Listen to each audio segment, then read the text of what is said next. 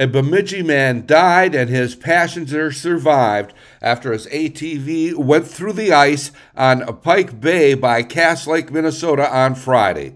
This from Cass County, Minnesota Sheriff Brian Welk, who says Friday at 11:15 a.m. they received a report of an ATV through the ice with an individual in the water on Pike Bay. Cass 120 dive team, just stand by. Cass victims out of the water, but there's open water all the way around them. Airboats going out to attempt to get the victim, and we still have several out on foot in that area. So it'd be nice if you're here in case something happened.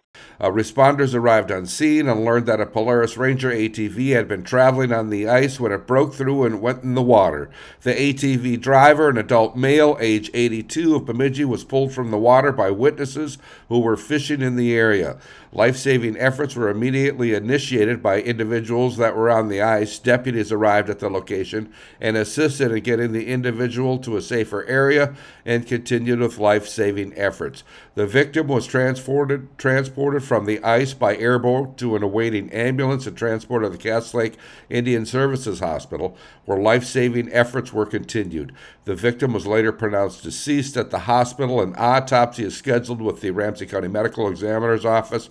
The victim's identity is being withheld pending notification of family members. An adult male passenger on the ATV was also in the water and treated on the scene. Assisting with and working together on rescue and recover, Leech Lake Tribal Police, Minnesota DNR, Cass Lake Fire, Bemidji Fire, Leech Lake Ambulance, and Bemidji Ambulance. Sheriff Welk reports that ice conditions on Pike Bay and several area lakes are still extremely unsafe due to recent warm weather, wind, and rain.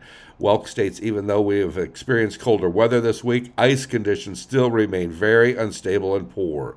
Areas that had open water earlier in the week may just have a thin layer of ice on them now and are not safe enough for travel. It's extremely important to check ahead when traveling on ice. I'm Neil Carlson reporting for iNewZ.TV.